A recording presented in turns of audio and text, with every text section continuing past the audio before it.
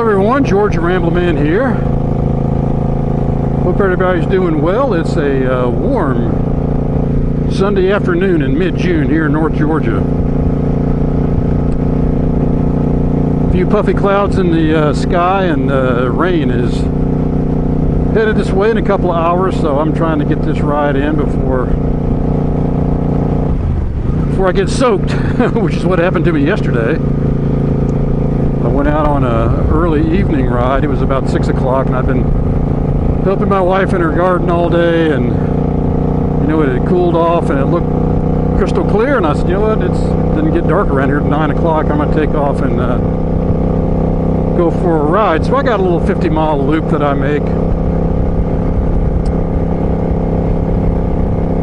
around my house, you know, kind of go up to Dawsonville and come back around. So I was doing that, and I was about 45 miles into my 50-mile round trip.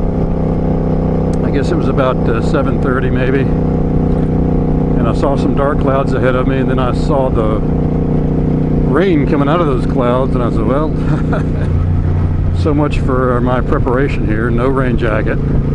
I did have this mesh jacket on, but all I had was my half helmet and a pair of sunglasses. I actually just had my regular glasses because I didn't even need sunglasses.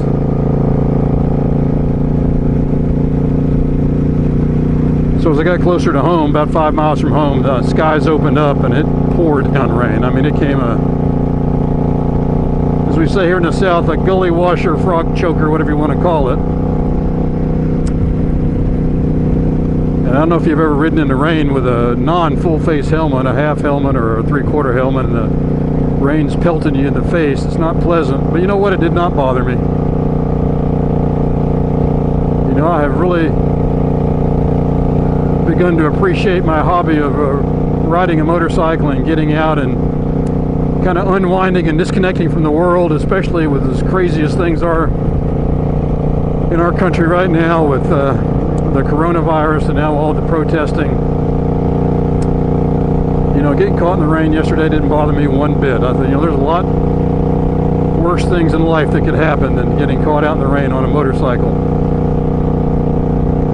So it was one of those typical thunder showers here in the South. I mean, it poured down rain, and when I pulled into my neighborhood, it was not raining and it was dry. And I pulled into my garage soaking wet. And my wife happened to be in the garage doing a little work, and she said, "Did you ride through a car wash?" And I said, "No, about a mile up the road it's pouring down rain."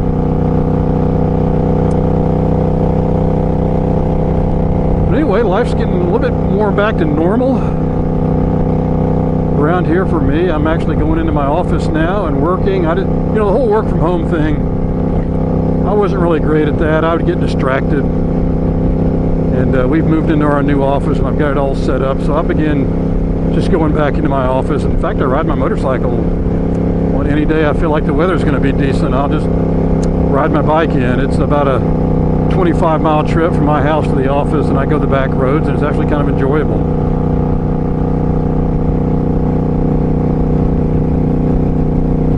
And we're starting to travel more. Our clients are starting to open up, and you know, things are just getting back to normal. This is George Rambleman. I actually went out to dinner the other night and went to a restaurant. I had a nice dinner date, and you know, like I said, felt somewhat normal. Georgia's been open now for about 6 weeks. We kind of open in phases, and now we're pretty much wide open. I mean, they still have the social distancing guidelines and a few other things, but I mean, we're really opening up now. And the coronavirus cases don't seem to be spiking, so hopefully it stays that way.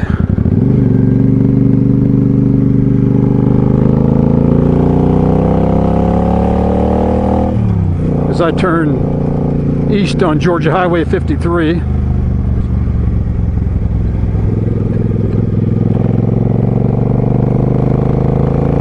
so it feels good to be getting back to normal. But one of the things I was able to do over being at home was, my wife kind of chuckles, but and only you guys that have motorcycles and really love your motorcycle understand this. Sometimes you just go out in your garage or wherever you might keep your bike and just kind of sit there and look at it and think about things you might be wanting to do to upgrade or do whatever. And I was out in the garage a couple of weeks ago just sitting there looking at it, and she goes, you know, she says, you really love that thing, don't you? I said, yes, I do. I'm spending some quality time with the old Suzuki Boulevard right now. So I keep my bike pretty clean, but I bought some kind of like a little detailing kit. I got some wash and some wax and some chrome polish and leather conditioner, and I really gave this bike the once-over. I'm going to show you a little walk-around video here. This is a 2005 Suzuki Boulevard. It's 15 years old. I've owned it for about 8 years. And as you can see from this little walk-around video, it looks almost brand new.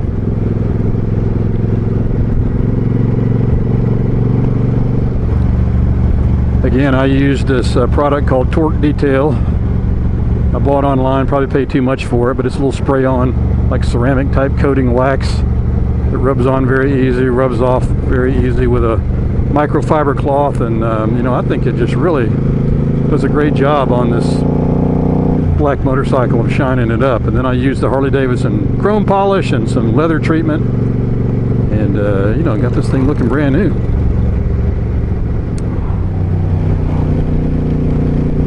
Let's see what else is going on with me. I haven't really shared this. I shared it with Stoney on a private message, but I was out riding probably about a month ago.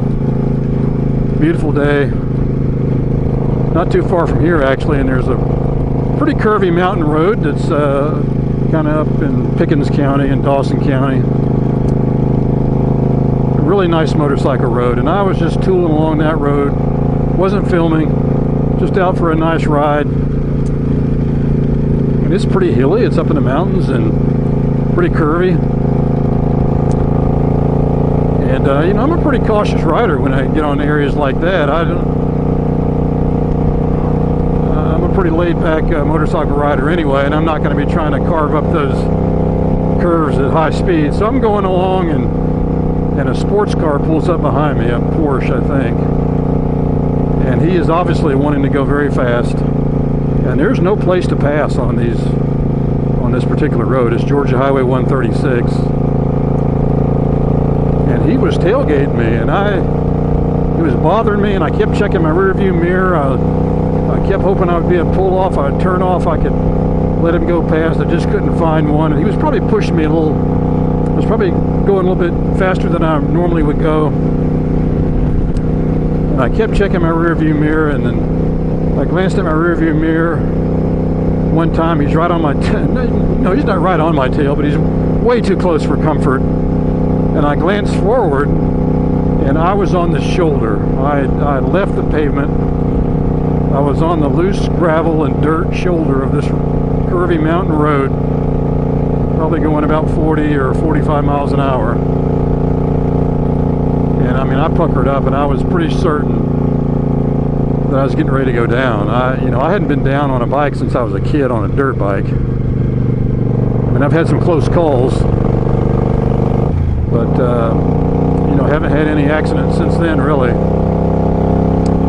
And as I was going down a shoulder, kind of similar to what this road is right here, I was pretty convinced I was going down. And I knew this bike doesn't have anti-lock brakes, so I knew I couldn't grab a fistful of brakes and brake really hard, or I would definitely go down. So I just completely let off the throttle, and I basically just was coasting and trying to stay upright in this loose gravel and dirt, hoping I wouldn't go down this mountain off to my right, and knowing not to look, because you know, you go where you look, and I'm being very careful to look back towards the road. And eventually I did find a spot where I was able to jump back up on the paved surface. But I would guess I was on this shoulder probably for about 100 yards, starting out about 40 or 45. I was probably around maybe 25 or 30 by the time I hopped back on the pavement. And it scared me. I mean, I was really pretty shook up. And I just determined not to let this guy bother me. I just stayed slow, and he backed way off. I think he obviously saw what was happening. And I guess if I would have went down, he would have hopefully pulled over and rendered assistance. I don't know that, but he backed way off, and I backed way off, and I, you know, eventually got home. But I tell you, it scared me. And I was just glad I had my full face helmet, I had my gloves, I had my boots, you know, long pants, and this armored jacket. And I was tempted today, it was so hot, to maybe leave the jacket at home and just put on a long sleeve t-shirt. And I thought about, you know, a month ago, and I said, you know what, if you go down, you slide across the asphalt, you really don't want to be just in a t-shirt. So I'm trying to be better about wearing my jacket. This is a jacket I bought about a year ago. I really like it. It's mesh, it really flows a lot of air. It's lightweight, and even in hot Georgia summers, if you're moving like this, it's not bad. Now if you get into traffic or you slow down, it's going to be warm, but there's nothing you can do about that. So I turn off at Georgia Highway 53 and head down Yellow Creek Road back towards my house. But I hope life's getting back to normal for you. Hopefully this will be over soon. Everybody have a great week. This is George, your Rambling Man. Stay safe, everybody. Have a good week.